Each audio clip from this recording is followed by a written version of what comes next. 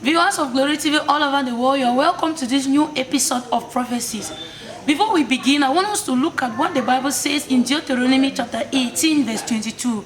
I read from NIV. It says, "If what a prophet proclaims in the name of the Lord does not take place or come true, that is a message the Lord has not spoken.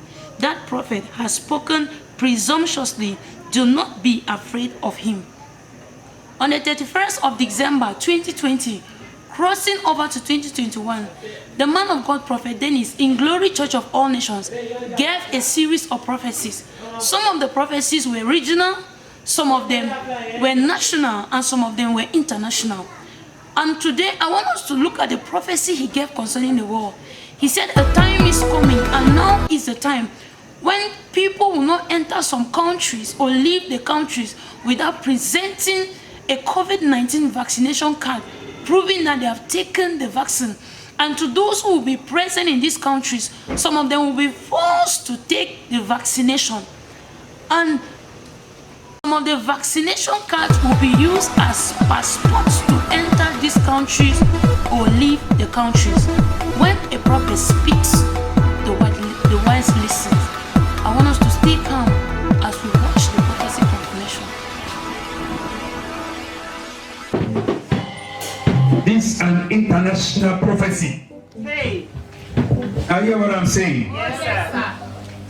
For those who are planning to travel out of Cameroon, pray, let it be God, because there are some nations that they will be forcing to choose some injection. Now you hear what I'm saying? Military personnel have also been called in to assist in the rollout, especially when it gets to the community stage. The minister in charge of vaccine deployment tweeted from a planning session Friday, writing, "The excellent coordination in place across the system will be crucial." I'm healthy. I want to rely on my own immune system, so I would not get the vaccine. The world has stopped since a year, so we all want to get out and be safe. Even those who say they'll take the vaccine have questions about its safety.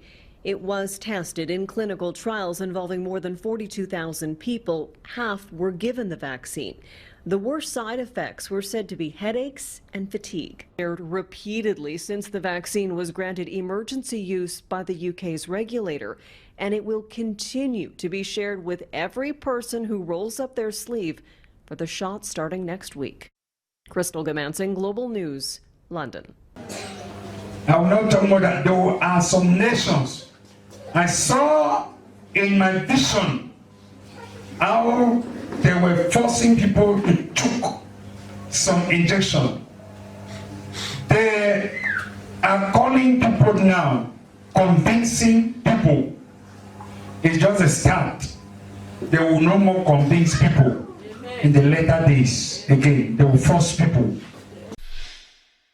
The vaccines are coming. Labeled very effective, the question we'll all face eventually is, will I get one?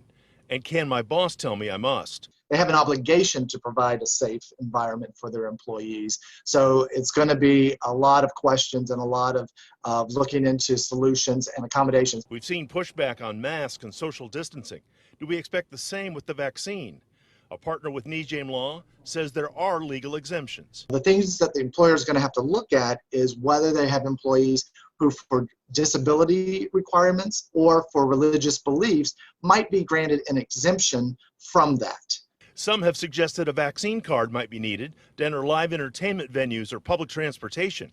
Each place of business has a decision to make, and each worker may have issues to iron out to balance personal freedoms with a safe and secure workplace. You're certainly going to have employees who do not want to take the vaccine. Either they are scared of it, that it's going to have some adverse medical effect on them, or it's going to violate their private religious beliefs. Anytime there's a new wrinkle in workplace safety, and COVID-19 would qualify more as a tsunami, there will likely be legal battles between the rights of the employer and the workers. Their guidelines are going to treat the pandemic like a direct threat to themselves and to other employees. Legal challenges are likely. Dave McDaniel, West 2 News. Smith says just like some employers require PPE, the vaccine may be handled in a similar fashion.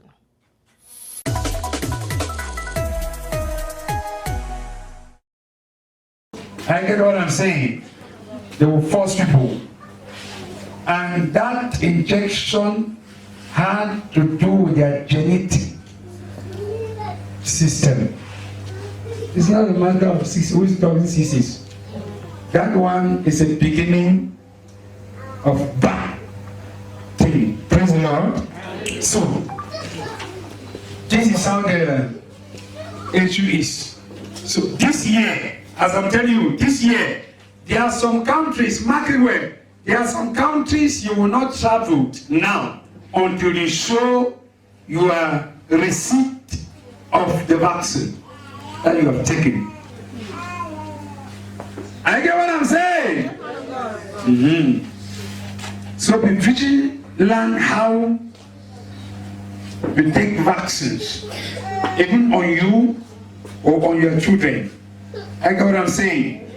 So I saw it in the realm of the spirit. There are some countries that before we landed now, it will be like a passport. Immunity exists.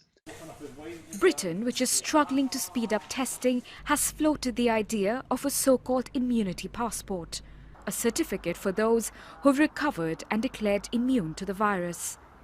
In the Veneto region of Italy, infected doctors and nurses are being tested to see if they've developed resistance to the virus, so they can return to work. Concerns about criminals forging immunity documents. This passport can be the equivalent of yellow fever or polio certificates that allow international travel to resume if countries recognize such a certificate. But there will be a problem that I see, that it's around counterfeit certifications, because individuals, communities urgently want to return to economic activity. There are also difficult ethical questions about whether such certificates will cause more prejudice and further restrict the most vulnerable in society. You can ensure that people face lower risks and we reduce the death toll from this, but you have to make more decisions about, who will be allowed to work and who won't be, who will be allowed to travel, who won't be. The idea, attractive and hopeful perhaps, but also fraught with uncertainties as the world hunkers down for yet another day of the global pandemic. Priyanka Gupta, Al Jazeera. I get what I'm saying. It will be like what? A passport. You must show the receipt of the injection. Now, you must, you know that to travel now out of the country, you must show a receipt of your result of COVID-19. Isn't it? You must show your receipt to prove that you have done the test and it is negative before you can travel.